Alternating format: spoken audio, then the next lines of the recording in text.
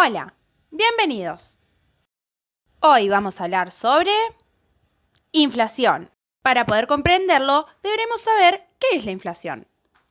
Cuando hablamos de inflación, nos referimos a una subida de los precios de los bienes y servicios de un país que es generalizada y sostenida en el tiempo. Para medir este tipo de subidas, se utilizan los denominados índices.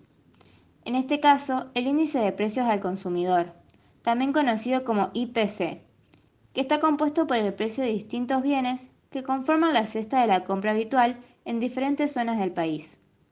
Se clasifican en alimentos y bebidas no alcohólicas, bebidas alcohólicas y tabaco, prendas de vestir y calzado, vivienda, agua, electricidad, gas y otros combustibles, equipamiento y mantenimiento del hogar, salud, transporte, comunicación, recreación y cultura, educación, restaurantes y hoteles, bienes y servicios varios. También se utiliza para calcular el poder adquisitivo del peso y calcular el índice de salario real, entre otros. El INDEC, Instituto Nacional de Estadística y Censos, recopila esta información mensualmente por medio de encuestas sobre gastos familiares que les permite registrar y comparar las cifras con las del mes anterior entre regiones y respecto a resultados nacionales. Esto es presentado por el INDEC a la población por medio de informes que son difundidos por los diferentes medios de comunicación. Ahora vamos a hablar de los tipos de inflación. El primer tipo que vamos a nombrar es la hiperinflación y esta se da cuando el aumento de los precios es mayor a un 1000% anual. La hiperinflación trae consigo diversas crisis económicas y el dinero pierde prácticamente todo su valor. Un ejemplo en nuestro país fue la hiperinflación de 1989 durante el gobierno de Alfonsín, donde el porcentaje de inflación llegó al 3079%. El segundo tipo es la inflación galopante y esta va a venir acompañada de importantes cambios económicos en un país. Se produce cuando se alcanzan niveles de inflación de 2 o 3 dígitos en un plazo de un año. Y eso trae consigo que un producto pueda llegar a duplicar o triplicar su precio en ese periodo de tiempo. Un claro ejemplo de este tipo de inflación es el que vivimos en nuestro país. El tercer tipo es la inflación alta, que es una subida de precios mayor al 3%, 4%, pero menor al 10% de inflación anual. Generalmente este es un problema temporal que se puede dar, como por ejemplo el caso de la pandemia en 2020, el cual generó que en algunos países existan ciertas crisis económicas o aumentos de la inflación, pero que en 2021 se pudieron regularizar. El cuarto tipo es la inflación moderada, ¿sí? En este caso, los porcentajes de inflación se van a quedar entre el 2 y el 4%. Aún así, se encuentran por encima de lo que los economistas consideran ideal para el crecimiento de un país, pero no demasiado. El quinto tipo es la inflación controlada y es una inflación moderada con una subida de precios que ronda el 2% anual. Es decir, es una subida de precios que se mantiene relativamente estable. Tradicionalmente ha sido el caso de los Estados Unidos y de la mayoría de los países de Europa. Por último, vamos a hablar de la deflación, que es la inflación negativa, y se da cuando se produce un descenso generalizado y prolongado de los precios de bienes y servicios. Esto da lugar a especulaciones sobre la baja de los precios, lo cual empeora la situación. Una vez que tenemos claro qué es la inflación y los diferentes tipos, lo más interesante es conocer el por qué se produce. Se puede producir por varias situaciones o contextos que suceden en un país en un momento determinado. 1. Incremento de la demanda. Este motivo de inflación es uno de los más comunes, ya que obedece a la ley de la oferta y la demanda. Se produce cuando la demanda de bienes está por encima de su producción o importación, por lo que los precios aumentan. Es decir, cuando se aumenta el consumo de un determinado bien y hay poca cantidad del mismo, más sube su precio. Un ejemplo, el precio de las mascarillas al inicio de la pandemia, cuando su demanda era mayor a su oferta. 2. Inflación por costes. Este tipo de inflación se da cuando sube el precio de materias primas tales como la energía o el petróleo, y el productor de los mismos busca mantener sus mismos beneficios. Es entonces cuando se produce un incremento de los precios. Un ejemplo que todos podemos visualizar perfectamente es el de los billetes de avión. Las compañías los suben cuando el precio del petróleo sube, de tal forma que mantienen sus beneficios. 3. Inflación generada por expectativas o inflación autoconstruida. La inflación autoconstruida, aquella que se produce de manera anticipada y que puede hacer entrar en un círculo vicioso. Este tipo de inflación es común en algunos países en los que hay una inflación muy alta. Es entonces cuando los trabajadores piden un aumento en su salario para intentar contrarrestarla, lo que a su vez produce una subida de los precios que establecen los empresarios. 4. Inflación por aumento de la base monetaria. Cuando la base monetaria, que es la cantidad de dinero de un país o economía, aumenta, también aumenta la demanda de productos más rápido que la oferta, lo que hace que suban los precios. En el último siglo, esto ha sucedido en varias ocasiones con episodios de hiperinflación debido a decisiones de los bancos centrales. Ahora que ya sabemos todo esto, ¿cómo lo pasamos al caso argentino? Sacando la hiperinflación de Venezuela, Argentina es por lejos la más alta de la región. Tiene casi 5 veces más inflación que Brasil y más de 8 veces que la de México. Tener costos que aumentan un promedio de 1% cada semana pulveriza los ingresos de los argentinos. Es uno de los principales motivos por los que se ha disparado la pobreza, la cual hoy en día alcanza a una gran proporción de la población. Bueno, ahora vamos a hablar de por qué se debe que la Argentina desde hace tanto tiempo tenga este problema. Según un sector de los economistas, la razón es muy sencilla. Existe un gran déficit fiscal, es decir que el país gasta mucho más dinero del que obtiene, y las estadísticas lo demuestran. Solo 6 de los últimos 60 años fueron sin déficit fiscal. Esto ocurrió durante el mandato de Néstor Kirchner, gracias a algún cerealero. Y no es que Argentina tenga pocos impuestos, todo lo contrario. Pero como aún así la recaudación no es suficiente para mantener el gasto público, se ha ido apelando a dos herramientas para financiarse, el endeudamiento y la emisión monetaria.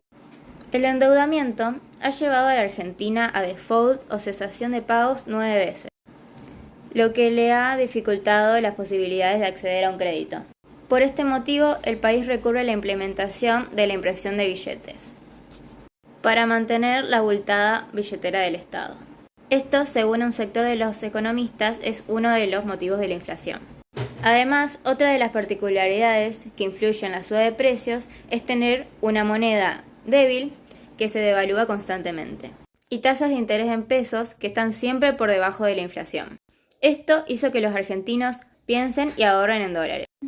Este es otro conflicto, ya que la demanda es alta y la Argentina no genera los suficientes dólares para satisfacer. Se aplican controles de capitales o cepos cambiarios que generan la brecha cambiaria, que es otro de los fenómenos que hace presión sobre la inflación.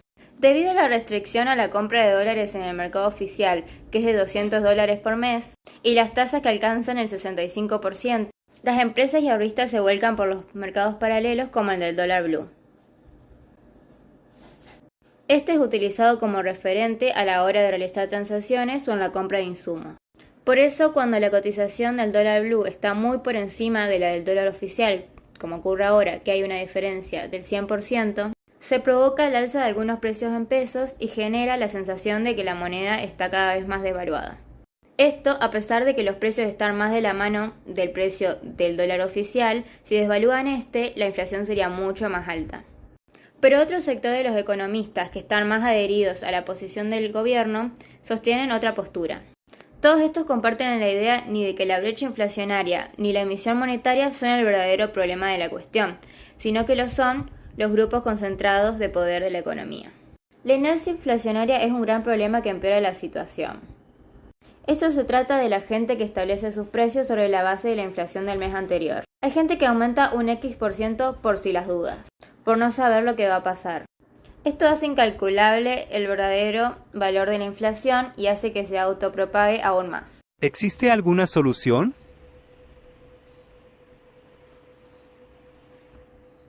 Para el gobierno y quienes tienen una mirada heterodoxa es necesaria una mayor intervención del Estado. Para organismos como la FMI y otros economistas, en realidad se necesita reducir el gasto. Vivir con inflación no es nada nuevo para los argentinos. En los últimos 50 años, Argentina ha sufrido grandes cambios vertiginosos en el aumento de precios. Si bien previamente la situación inflacionaria de nuestro país había sufrido grandes crisis, comenzaremos con la historia reciente de la inflación en nuestro país. Pero mencionaremos que la creación de un banco central en 1935 y la posibilidad de emitir dinero sin respaldo volvió a la inflación un caso muy recurrente en la Argentina. La nacionalización de este se dio en 1946, puesto que Perón, el hombre que ven en pantalla, necesitaba tener una fuente más de financiamiento ante el creciente gasto público. De allí en adelante existirían diversas subas y bajas de la inflación, aunque mayormente eran subas. Ahora nos situaremos en 1976, cuando los militares derrocan el gobierno Estela de Perón y asume este hombre de bigote raro que ven acá, Videla, quien en su primer año promedió un 444% de inflación. De 1974 a 1982, todos los años tuvimos inflación de 3 dígitos. Para poder solucionar los problemas inflacionarios, se recurrió a la deuda externa y a la emisión de la moneda. Esto solo disminuyó algunos porcentajes, pero a corto plazo. En 1983, el peso ley, que era la moneda oficial de aquel entonces, fue suplantado por el peso argentino debido a que los números de inflación habían alcanzado el 343%. Ese mismo año, vuelve la democracia de la mano de Raúl Alfonsín, quien se encontró con una profunda crisis económica, social y política. Ese año, la inflación cerró en un 433%. Las medidas tomadas para revertir esta situación fracasaron, concluyendo en 1984 con un 688% de inflación. En 1985 se pone en marcha el Plan Austral, que sustituía el peso argentino por el austral, con el objetivo de reducir el déficit fiscal y la emisión monetaria, manteniendo el control de precios y salarios. Esto funcionó en un principio, pero para 1986 la inflación había bajado un 82%. No obstante, no se cumple con los objetivos y la emisión monetaria aumenta. Para 1987, la inflación había alcanzado 387%, causando un descontento social y inestabilidad. En 1989 estallaría la hiperinflación. Ese año promedio un 3.079% de inflación. A su vez, el austral se devaluó enormemente.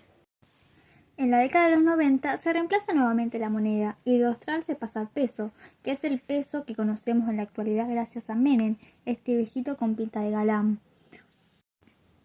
Menem, quien también era la cabeza del gobierno de ese momento, aplicó la llamada convertibilidad, que ató la moneda local al dólar, que hizo que la inflación desapareciera. La década concluyó de manera catastrófica con el corralito sobre los depósitos bancarios en diciembre de 2001, que terminaría provocando violentas protestas y la renuncia del presidente Fernando de la Rúa, quien en esta foto parece un viejito simpaticón, y además fue sucesor de Menem.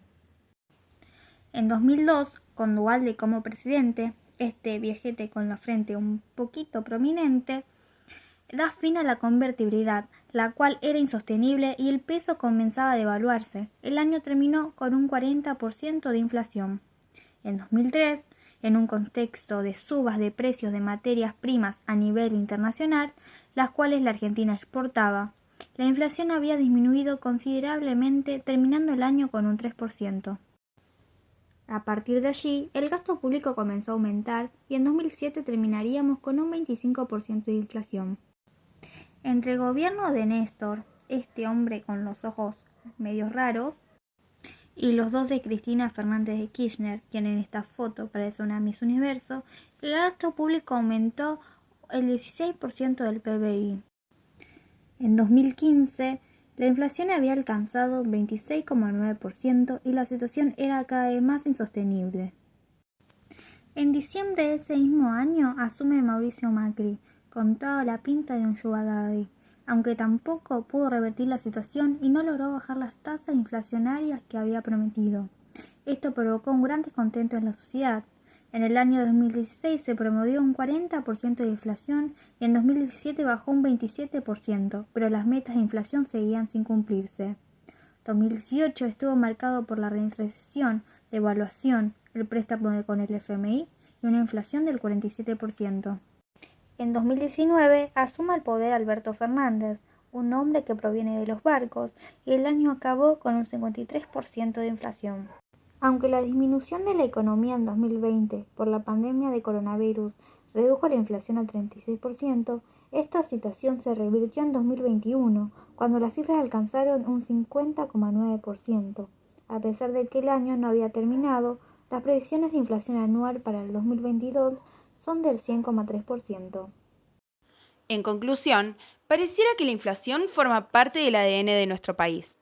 La situación se agrava cada vez más y no se toman medidas que presenten una solución a largo plazo. Es una problemática que nos afecta a todos y es necesario enfrentarla. De lo contrario, se profundizará la crisis económica, social y política que nos atraviesa.